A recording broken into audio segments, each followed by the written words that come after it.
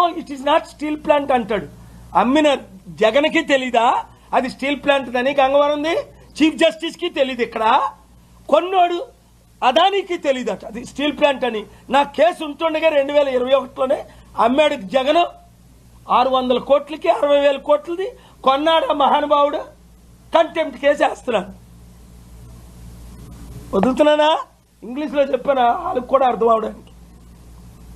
ఇంకోడైతే 100,000 కోట్లు తీసుకొని నోరు మూసుకొని ఊరుకుంటాను. నాకు ఎందుకు ఈ గొడవలని 5 లక్షల కోట్లు ఇచ్చాను ఇవ్వగలను. ప్రజాశాంతి పార్టీని అధికారంలో తీసుకొస్తే వీళ్ళు చేసిన పాడు పనులన్నీ కవర్ చేసి best education, best health care 5 సంవత్సరాల్లో అభివృద్ధి అంటే చేసి చూపిస్తా. బుద్ధున్న వాళ్ళందరూ జాయిన్ అవ్వండి, బుద్ధున్న వాళ్ళందరూ అమ్ముకోండి. మీ కిడ్నీలు అమ్మిన రోజున మీ కూతుర్లు మీ పిల్లలు ఎలాగ నరకం అనిపిస్తారో ఇప్పుడు చెప్తున్నాను. ఇదే కానీ పీపీపీ కానీ ప్రైవేట్ అయితే మీ కుటుంబాలు కూడా 6 కోట్ల ఆంధ్రులు సఫర్ అవుతారు. అర్థమైందా? మానవుల హక్కు ఇలాగ ఆడుకుంటున్నారా మీ జీవితాలతో? ఇంత నాలెడ్జ్ ఉన్న చంద్రబాబు నాయుడు గారు కూడా పీపీపీని ప్రైవేట్ చేస్తానంటే 6 కోట్ల మంది బయటకు వస్తారు. పాదయాత్ర చేస్తా, రథయాత్ర చేస్తా, బస్సు యాత్ర చేస్తా, ఏ యాత్రైనా చేస్తా. 58 సార్లు అరెస్ట్ చేశాడు రాజశేఖర రెడ్డి. ఆపేనా? ఆయన పైకి పోయాడు కానీ నేను కిందనే ఉన్నా. అదొక్కటే గుర్తుంచుకోండి. ఎన్ని కష్టాలు పెట్టారు నాకు. జగన్మోహన్ రెడ్డి గారు ఎప్పుడూ నన్ను కష్టపెట్టలేదు, అడ్డుకోలేదు. నాతో కలిసి పనిచేసి ఉంటే బాగున్ను, అదే కోరుకున్నాను. చేయలేదు. చంద్రబాబు నాయుడు గారు ఒకప్పుడు బ్లెస్సింగ్స్ తీసుకున్నారు, ఇప్పుడు తీసుకోవట్లేదు. రాష్ట్రం సర్వనాశనం అయిపోతుంది. కనుక ఈ 2 విషయాలు ఈరోజు విశాఖపట్నంలో వారు సమిట్ పెడుతున్నారు. 1,00,000 కోట్లు వస్తాయని.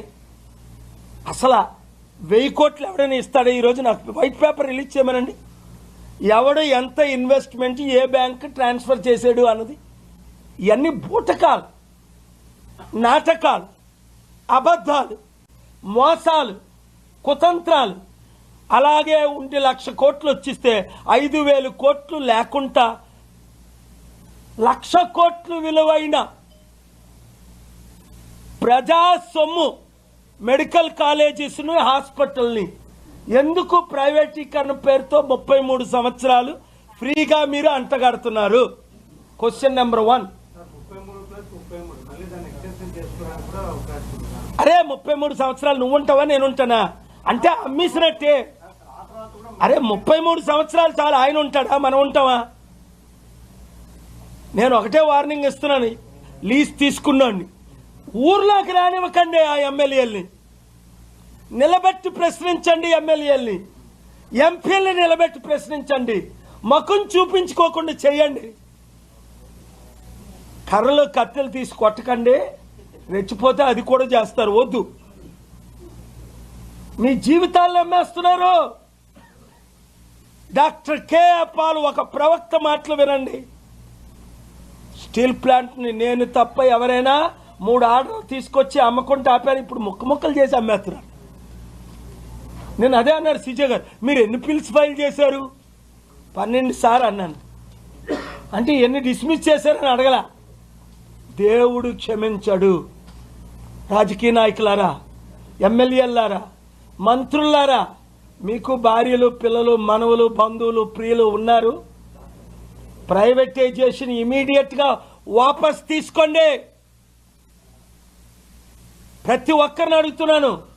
జగన్మోహన్ రెడ్డి గారిని, సిపిఐ, సిపిఎం వాళ్ళ లీడర్స్ పేర్లు నాకు తెలియదు, నారాయణ గారు తెలుసు. అక్కడ బిఎస్పి, చిన్న పార్టీలు, పెద్ద పార్టీలు, కుల నాయకులందరూ కలవండి, రండి.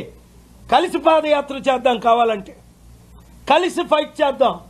మీరు కలపపోయినా నేను ఒక్కడనే ఫైట్ చేస్తున్నాను. ఇప్పుడు వరకు చేస్తూనే ఉంటా. కలిస్తే బలం ఎక్కువ ఉంటుంది. లేదా మిమ్మల్ని కూడా లోపల పెడతారు, ఎన్కౌంటర్ చేసి పడేస్తారు.